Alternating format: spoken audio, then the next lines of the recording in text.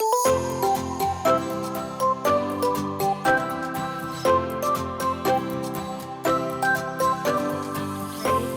ahead. Don't interrupt me. I won't interrupt you.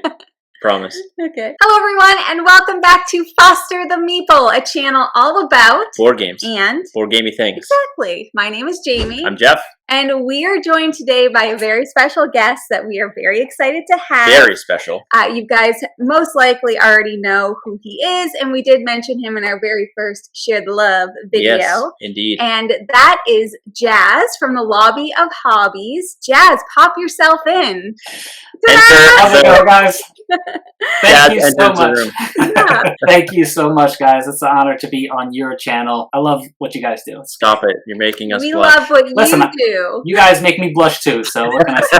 Why don't you tell the people just a little bit about yourself and your channel and where they can find you? Well, you can find me everywhere at Lobby of Hobbies on Instagram, Facebook, Twitter, all that good stuff. But I have a YouTube channel, as you know. You've probably seen the first half of our video here. I just love board games in general. It was something I got into probably many years ago when I think Pandemic came out. That was my big game.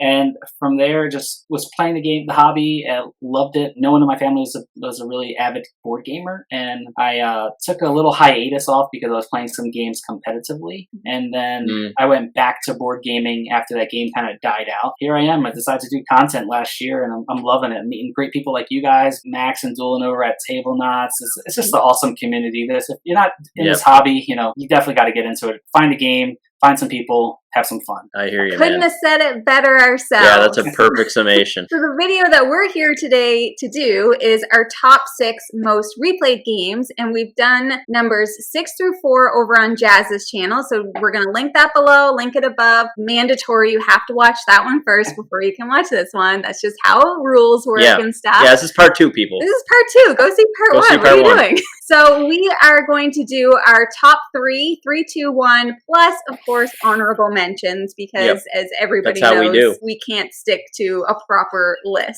So we need to have honorable Why do we even mentions. have lists? Why do we even have numbers? Who needs them? We have a top 10 with 10 honorable mentions.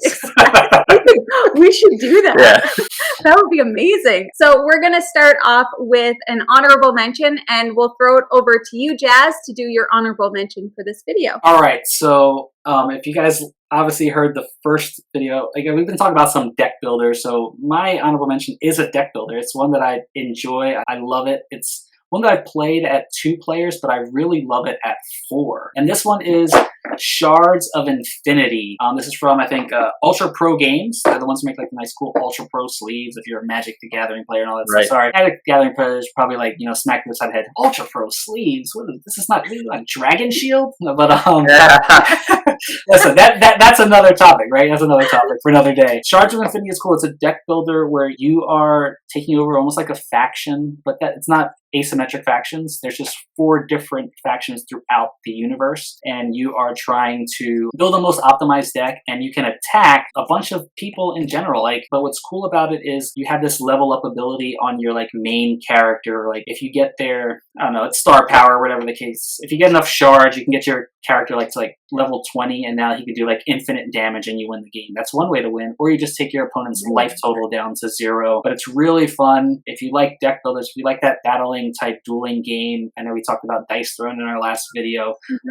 This is one to check out, and this is one that works really well at multiplayer, so 3 players and 4 players. There is a campaign, expansion where you can play campaign mode. You can play, you're playing like a big boss, and you guys are trying to defeat the boss. It's fun. That sounds really good. We like the boss. And it's not expensive. This is one of the games you can find under $20. You sold me on that. Really good. It's got some pretty cool player boards where you have character boards, and there's a little dial. Start off at 0. Once your character gets to 20, he can do infinite damage when you get for 20. There's an app for this one too, and it's done really well. So, we can definitely get on some app games. I know you guys like some app games. We'll play. I can teach it to you. You sold me on that bad boy. Yes. Good honorable mention. Yeah, that's great. So that's my honorable mention. So let's get into my number 3. And this one is one that I've only had since last year. Got it right before the pandemic. We have played the bejesus out of this game, and this is Cartographers. People are into the roll and write. This is a flip and write where there's cards, and you are pretty much a cartographer, a map maker for the queen or the head of the whatever your dominion that you live in.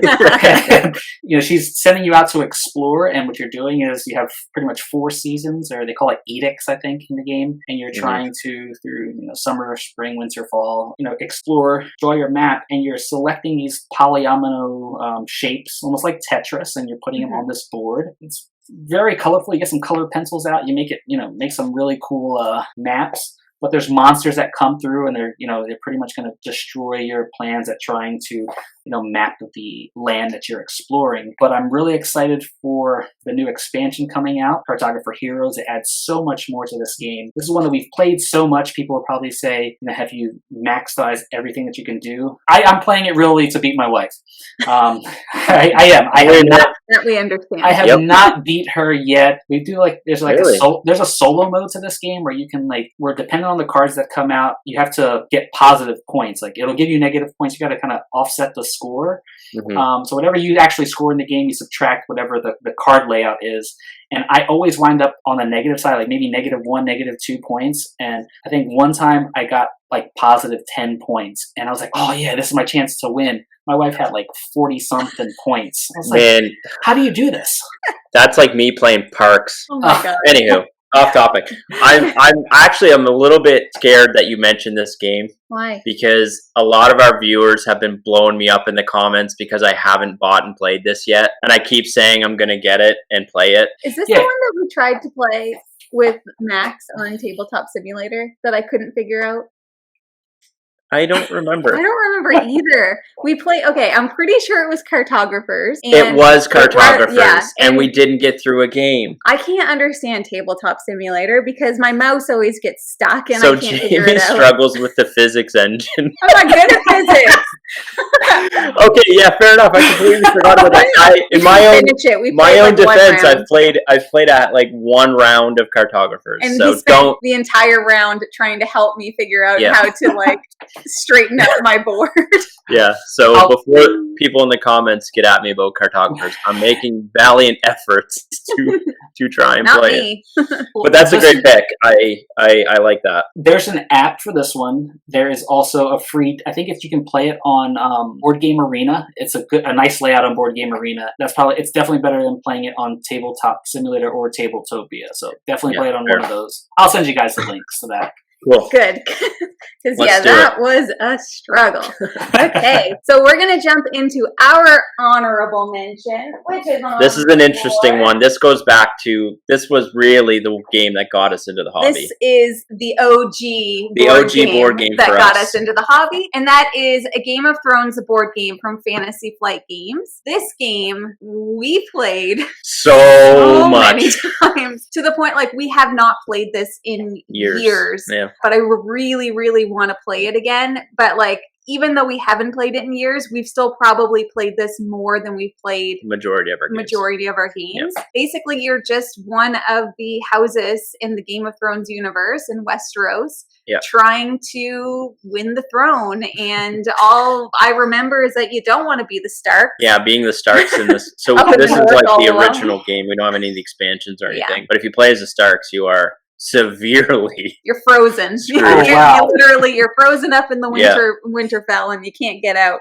But this game, man, oh my god, it's like a 5-hour game to play. Yeah, it's a big boy. And it's funny because we're saying this is our, people will say their gateway games Azul or King Domino, and we're Game of Thrones. Yeah, I'm what, Game of Thrones? I have this and I'm afraid to play it. Yeah, that's what a lot of people say. It intimidates me. We will literally, when we played this, we would put on the Game of Thrones theme song on repeat, and we would have it playing for 5 hours as we played this game. No regrets. Man. Awesome. So I recommend it. If you can get over the learning hurdle and the time frame hurdle, it is a great game. Yeah. It is a really great game. And if you like the theme, if you like Game of Thrones, you got to give it a shot. I've played it solo on Steam, but I don't know anyone locally, because they say it's best to play it at its full player count, right? Yeah. definitely. And I don't know anyone locally that has it or that's experienced that. I know some people that want to play it, and I hear that this is one that you have to play with people who are experienced to kind of help you get through. It's a lot. Luckily, we had my brother to help us with that. Yeah. Awesome. So our number 3 is King Domino. Speaking of people's gateway games, Jeffrey, would you like to talk about King Domino? So yeah, we just, I would say about 2 months ago or so, we just started playing this game. Yeah, but I've been playing it much longer because I've been playing it by myself on BGA. So we're kind of including, in terms of like the amount of times we've played this game, we're including physical copy as well as on Board Game Arena. We play this constantly, almost every single night. Every day, multiple times. It's just a quick, easy tile placement game that I learned to love pretty quickly once Jamie introduced me to it. You're just matching tiles, drafting tiles, and placing them in your little 5x5 kingdom, and then scoring points based off the crowns that match those kind of tile types. Yeah. Super easy, very quick. But yeah, we've played a ton of King Domino in the past month. Yeah. Wow. This one has me super surprised because I watched your guys' video when you were talking. I think Jamie was talking about, I want to play King Domino. I got to get on the table. Was it Board Game Arena so I can play this? I want to learn it and I want to get a physical copy. Wow, that much. Because I know I've seen your videos about how much you guys said you played Game of Thrones. So now that this one is up there, you guys been rocking this one out. Like, this rocking it out at least 2, 3, 4, 5 times a day. A day? Wow. Whoa. A day? With BGA? Oh, yeah, that's actually true. Like I said, when I started, I played this game on my own on BGA for months, and I would play it over and over and over that's what again. I mean. Like, I'm either playing it solo, Jamie's playing it solo, we're playing it combined, or we're playing it on a table. Yeah. Like, every day. And we played this one with Max and Danielle Max from Table Knots and Danielle from Table Knots. Usually they'll be like, hey, you guys want to play a game on BGA? It'll be like 10, 11 o'clock at night. We're like, sure. Yeah. This is we just play a round or two of this and we're like, okay, good night. Yeah, the fact that I just started playing this about a month and a half ago speaks volumes in terms of like how often we're now playing it. When we find a game that we're like, quick, small games that we can just be like, we've had a long day at work and we're like, I don't feel like whipping out a Game of Thrones for 5 hours. Like, what do you want to do? Yeah. That is one of our go-to games now because it's so easy to set up, so quick to play. Yeah. Jeff and I have a constant battle because he always wants to get the stupid cave pieces. So the whole game is just me trying to make sure he doesn't get the caves, which is always a good time. Yeah, and it's a great 2-player game again, which is what our primary player count is. So yeah, that's a fun one. I have it. I play a lot of it. I played Queen Domino because I was like, oh, this is a little bit more gamery with the little dragon. I sold that because I went back to this one. This is one that hits the table more for me as well. I like it. Don't fix it. Yeah, we haven't played Queen Domino, but I wouldn't really see a point yet anyway to migrate over. I love that one. Awesome. So that was your number 3, right? So now we're on to your number 2. Me for my number 2. All right. So now this game is one that I have played so much of. I play it primarily now digitally just because my wife and I just haven't had time with her and her finishing her master's program. There's some times where we won't bring out this physical copy. We'll actually sit next to each other and play it digitally against each other on our phones. And this is Star Realms. So this is the Frontiers version. There's I have everything for Star Realms. There's that. Yeah, right there. Yeah. That's all Star Realms right there. I love this game. It is a deck builder similar to Shards of Infinity, and I know there's a debate, and people are like, oh, you love Star Realms? Try Shards of Infinity. It replaced Star Realms for me. So I was like, as soon as I heard that, I was like, oh yeah, let me get Shards of Infinity, and it's my honorable mention because it just hasn't replaced Star Realms. Star Realms is the one that I go back to. It's quick. The app is really, really good. If you don't even buy the physical copy, you can just buy everything digitally and buy all the expansions digitally. Still be less than what you would pay for the physical game of everything and have just as much fun. They have online tournaments for this. It used to be called, there were White Wizard games, now they're Wise Wizard games, I believe. Yep. But it is really fun. It comes in like a box, the original thing, like a deck box. I love it. Plays fast. It's just a space theme. If you like space theme, get that. If you don't like space theme and you like fantasy, get Hero Realms. But yeah, this one, super good. I say there's room for both in the collection. This one plays better than Shards for me at 2. And that's why I have it. So that's there goes the animals. I love it. You have it? Do you have this one? We don't, and we haven't played it, but this is another one we're planning on playing. Hopefully this weekend. So there's so much cat hair I know, on your it's face. all over my face. This one has come recommended recently just due to the Red Rising review we just did. Yes. This is Fantasy Realms, I think. Oh, am I getting them confused? Yeah. Oh, sorry.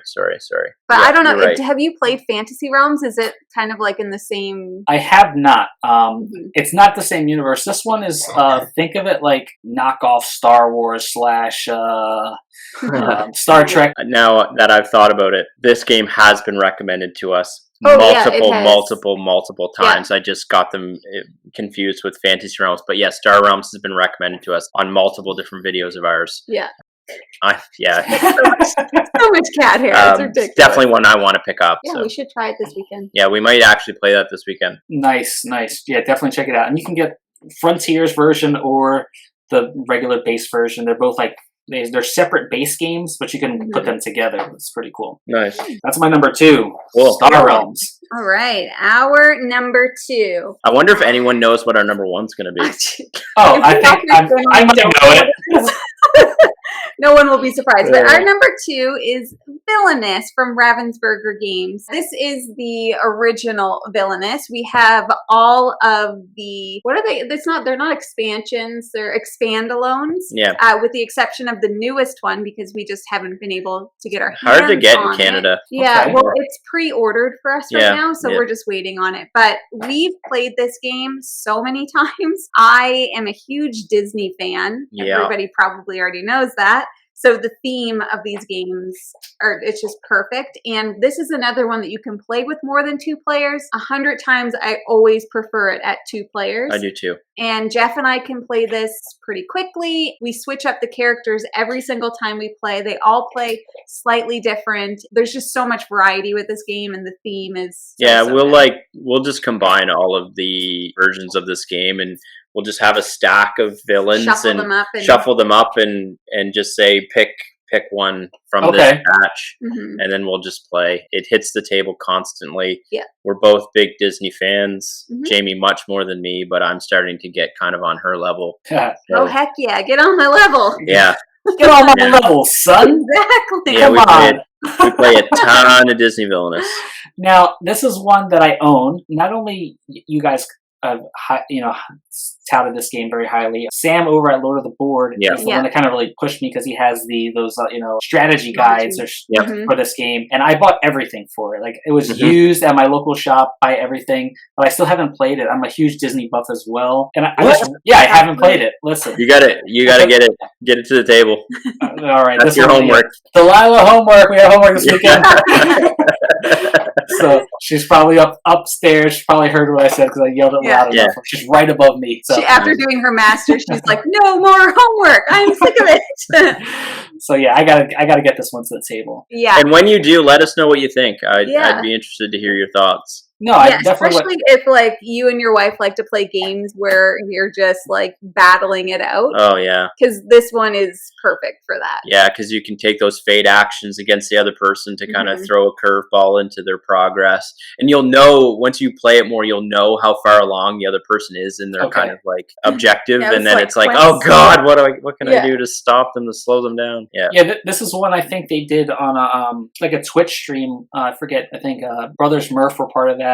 Amari Akil. There's they had like a tournament. I watched some of it. I was like, I got to get this one. I did, and honestly, I think it's still sitting in my work car, like just piled up, and my under my stow and go seats. Yeah. So, but I have it. I do have it. So good. That's the first step.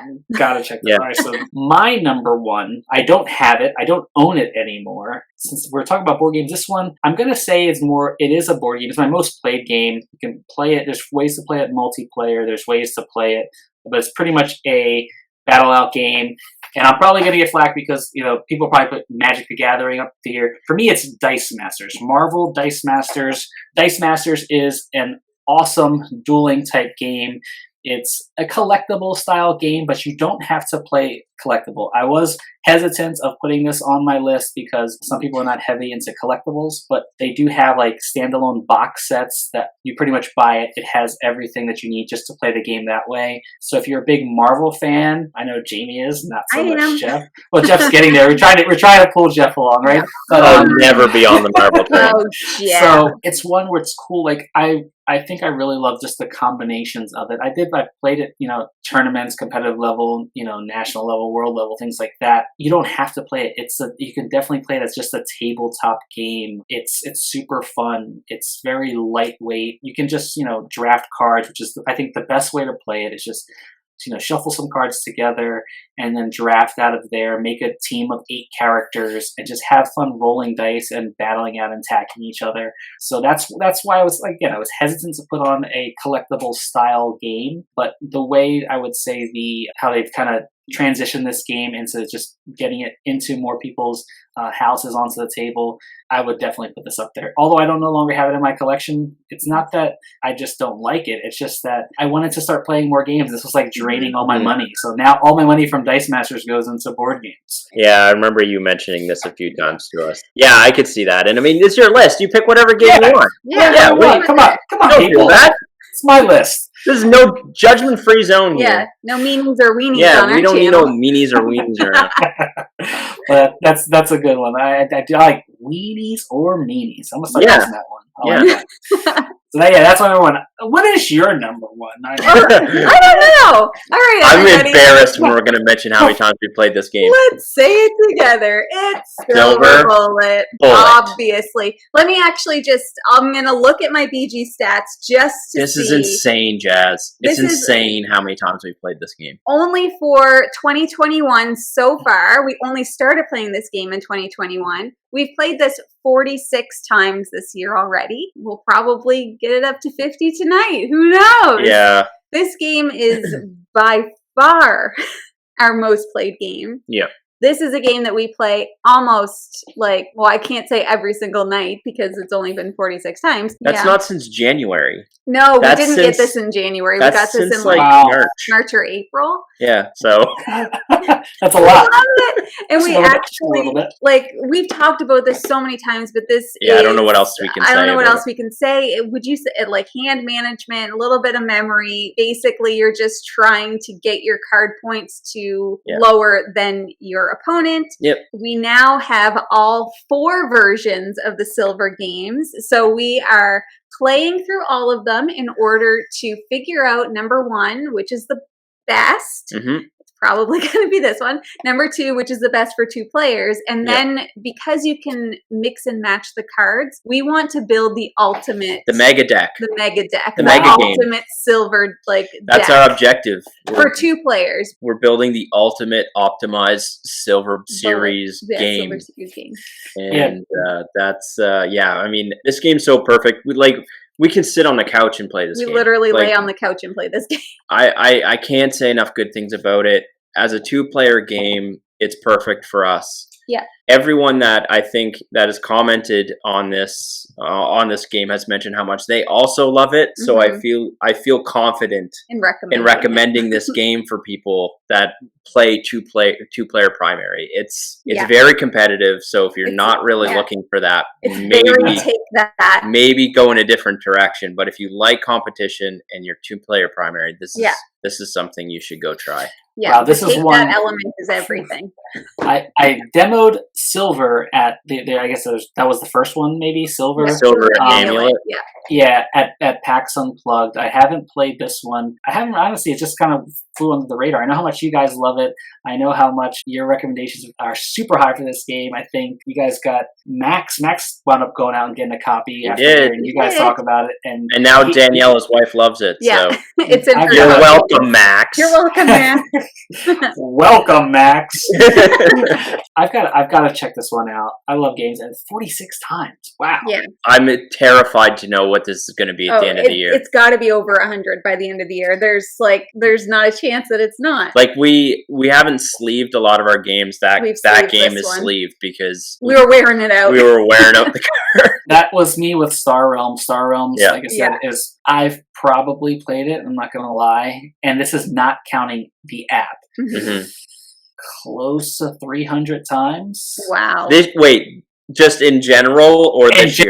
In general. Okay. I've had it from since it's been released. This year, I've only played it digitally.